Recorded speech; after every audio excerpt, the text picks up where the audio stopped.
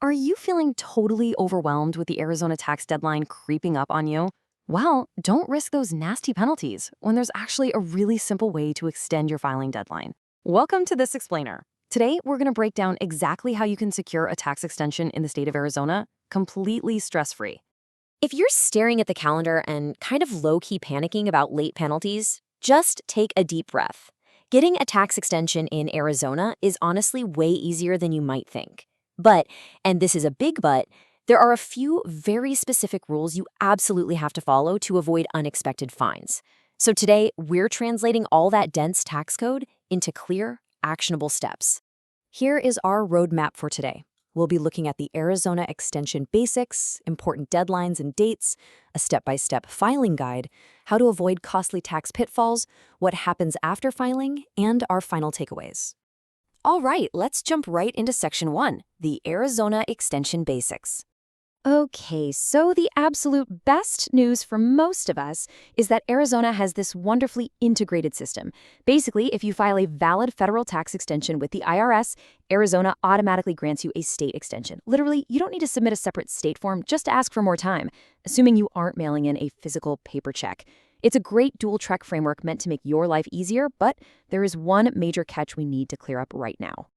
And here is the golden rule, folks. An extension to file is not an extension to pay. I'll say it again because it is just that important. An extension only gives you more time to submit your final return paperwork. It does not give you more time to actually pay the taxes you owe. This is literally the #1 misconception that ends up costing people money. If you owe the state of Arizona, that money is still due on the original April deadline, no matter what your extension status is. Moving right along to Section 2, important deadlines and dates. It is super critical to know exactly which clock you're racing against, because deadlines vary a lot depending on your specific taxpayer entity type. For individuals, it's pretty standard. The original due date is April 15th, and a 6-month extension pushes you to October 15th. But look at the business entities. S-Corps and partnerships start on March 15th, so their 6-month extension only goes to September 15th. And then there are C-Corps. Thanks to a 2021 law change, C-Corps get a unique 7-month extension, pushing them from April 15th all the way to October 15th. You really have to know exactly which category you fall into.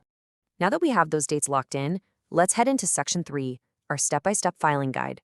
So, for the vast majority of you, the easiest path is just 3 simple steps. Step 1, just file your federal extension. For individuals, that's IRS Form 4868, and for businesses, it's Form 7004. Step 2, estimate what you owe Arizona and pay it online via aztaxes.gov by your original deadline. And Step 3, take a breather, gather your paperwork, and comfortably file your final Arizona return by your new extended deadline in the fall. It really can be that easy. Now, what if you aren't filing a federal extension? Well, that's exactly where Arizona Form 204 comes in.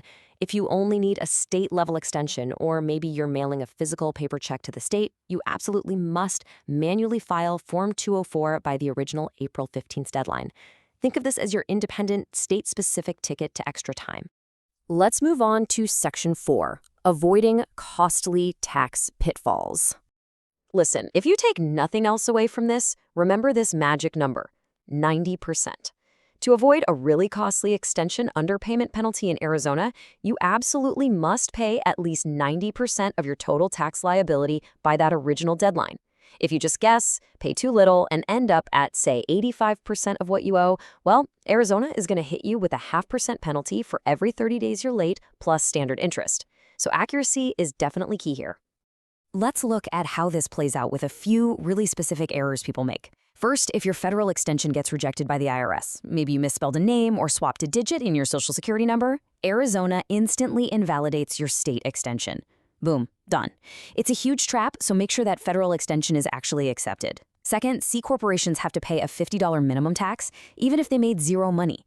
Third, do not use Form 24 for a trust or estate. They actually require Form 141AZEXT. And finally, if you owe $500 or more, Arizona legally requires you to pay electronically. Definitely don't mail a check if you cross that threshold. Now, there is a bit of a silver lining if things do go sideways. Arizona stacks separate penalties for filing late, paying late, and underpaying, but thankfully they cap the combined maximum penalty at 25% of your unpaid tax. Look, 25% is still steep, but knowing there's a ceiling kind of helps you quantify your absolute worst-case scenario. All right, moving into Section 5. What happens after filing? Here is a tiny, tiny detail that causes massive headaches. When you finally file your individual Arizona Form 140 in the fall, you must remember to check Box 82F on page 1. This little checkbox is what tells the Department of Revenue, hey, I'm filing under an approved extension. If you forget it, their computer system might just assume your return is months late and automatically shoot out a penalty notice. Then you're stuck on the phone for hours trying to fix it. Save yourself the trouble. Just check Box 82F.